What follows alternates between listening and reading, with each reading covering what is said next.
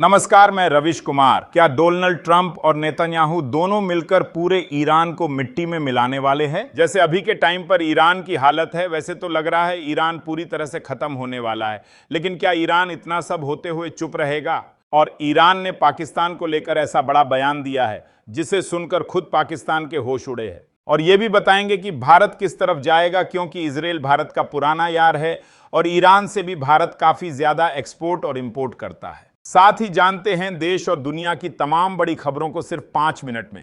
लेकिन अगर आप हमारे इस न्यूज चैनल पर पहली बार आए हैं तो चैनल को सब्सक्राइब करें और कमेंट में यह बताएं कि आप ईरान के साथ हैं या फिर इजराइल के साथ, और यह भी बताएं कि आप किस राज्य देश से वीडियो देख रहे हैं। तो चलिए देखते हैं वो कौन सी बड़ी खबरें हैं जिसने पूरे देश को हिला के रख दिया है। इजराइल ने ईरान के कई स्थानों पर ड्रोन और मिसाइलों से हमला किया है, जिसमें ईरान के लगभग 150 से 200 तक आम नागरिकों की मौत हुई है। इसके साथ ही कई वैज्ञानिक और सेना के लोग भी मारे गए हैं। इसके जवाब में ईरान ने भी इजराइल पर ताबड़तोड़ हमला किया है।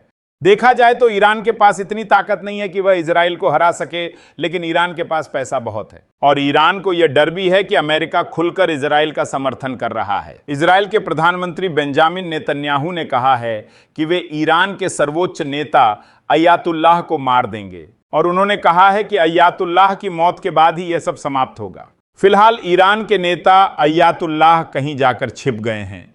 इसके बाद डोनाल्ड ट्रंप ने एक इंटरव्यू में कहा है कि अयातुल्लाह को नहीं मारेंगे। ईरान ने पाकिस्तान को लेकर ऐसा बयान दिया है कि पाकिस्तान का तो होश उड़ा ही है, उसके साथ साथ सारी दुनिया का भी होश उड़ा दिया इस ईरान ने। तो ईरान के सुप्रीम लीडर अयातुल्लाह ने कहा कि अगर इसराइल और भी ईरान हमला करता है तो पाकिस्तान इसराइल पर परमाणु हमला करेगा। लेकिन इस बयान को पाकिस्तान ने साफ साफ इनकार कर दिया है। देखा, पाकिस्तान की तो वैसे भी इंडिया से हार के बाद फटी पड़ी है, ये लोग कहां से ईरान के बदले परमाणु हमला करेंगे।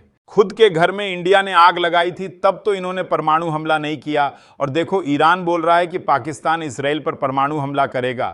वैसे पाकिस्तान ने चुपके से ईरान को कहा होगा कि मदद करेंगे, लेकिन पाकिस्तान ने भी नहीं सोचा था ईरान ऐसे खुल के बोलेगा। आखिर इसराइल का ईरान पर ऐसे हमला करना, अमेरिका क्यों इसराइल को खुल के सपोर्ट कर रहा है? वैसे ट्रंप ने खुल के सबके सामने नहीं बताया कि ईरान पर हमला करने के पीछे उनका हाथ है, लेकिन उनके कई बयानों के बाद साफ पता चलता है कि इस वार के पीछे अमेरिका खड़ी है। क्योंकि ट्रंप ने एक इंटरव्यू में कहा है कि हमने तो ईरान को पहले ही चेतावनी दी थी कि परमाणु ना बनाइए, लेकिन ईरान ने सुना नहीं, अब भोग दो इसका फल। दरअसल इस वार के पीछे बड़ा हाथ ईरान का ही है, क्योंकि ईरान को साफ साफ परमाणु हथियार बनाने के लिए मना किया गया था। ईरान ने फिर भी परमाणु हथियार बनाना स्टार्ट किया। वैसे देखा जाए पाकिस्तान के पास तो परमाणु है, पर ईरान ने परमाणु हथियार बनाया तो अमेरिका और इजराइल को पसंद नहीं। दरअसल ईरान खुल के हमास, हिजबुल्लाह और इस्लामिक जिहाद जैसे टेररिस्ट संगठनों को फंड देता है ताकि इजराइल पर हमला करे, और ईरान हर बार इजराइल को धमकी देता है कि उन्हें पूरा खत्म करेगा। ऐसे में उनके पास परमाणु हथियार आए तो कहीं इजराइल पर दाग ना दे। सूत्रों के माने तो ईरान ने 11 परमाणु हथियार बनाने में करीब थे, इसलिए इजराइल ने पूरे परमाणु जगह को बर्बाद कर दिया। देश भर में भारी बारिश का अलर्ट जारी। आईएमडी ने कई राज्यों में अगले 48 घंटे के लिए रेड अलर्ट जारी किया है। महाराष्ट्र, गुजरात और एमपी में बाढ़ जैसे हालात बन सकते हैं। लोगों को घर से बाहर न निकलने की सलाह दी गई है। देश भर में सब्जियों के दामों में जबरदस्त उछाल आया है, जिसमें टमाटर और प्याज सबसे महंगे हो गए हैं। दिल्ली और मुंबई जैसे शहरों में टमाटर 80 से 90 रुपए किलो तक पहुंच गया है, जबकि प्याज 60 रुपए किलो से ऊपर बिक रहा है। आम आदमी की रसोई का बजट गड़बड़ा गया है और गरीब वर्ग पर सीधा असर पड़ा है। सरकार ने स्टॉक चेक करने और आपूर्ति बढ़ाने की बात कही है, लेकिन राहत अभी दूर नजर आ रही है। आरबीआई जल्द ही यूपीआई ट्रांजैक्शन की डेली लिमिट को 2 लाख रुपए से बढ़ाकर 5 लाख रुपए करने पर विचार कर रहा है। इसका मकसद डिजिटल ट्रांजैक्शन को बढ़ावा देना और बड़े लेन देन को आसान बनाना है। इसके साथ ही फ्रॉड रोकने के लिए सिक्योरिटी फीचर्स भी मजबूत किए जा रहे हैं। अगर यह फैसला लागू होता है तो आम ग्राहक, व्यापारी और ऑनलाइन खरीदार सभी को फायदा मिलेगा।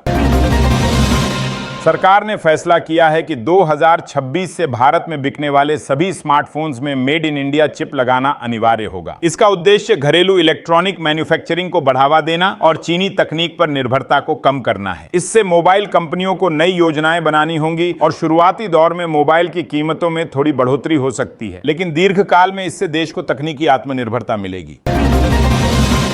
केंद्र सरकार स्कूल यूनिफॉर्म को लेकर एक समान नीति लागू करने की योजना बना रही है, जिसमें डिजिटल पहचान टैग और एक समान रंग योजना की बात कही जा रही है। एनसीईआरटी की सिफारिश पर विचार करते हुए यह फैसला लिया जा सकता है ताकि स्कूलों में समानता बढ़े और बच्चों की सुरक्षा सुनिश्चित की जा सके। लेकिन बजट स्कूलों और गरीब अभिभावकों पर इसका आर्थिक बोझ बढ़ सकता है। इस फैसले को लेकर पेरेंट्स में चिंता और उत्साह दोनों है।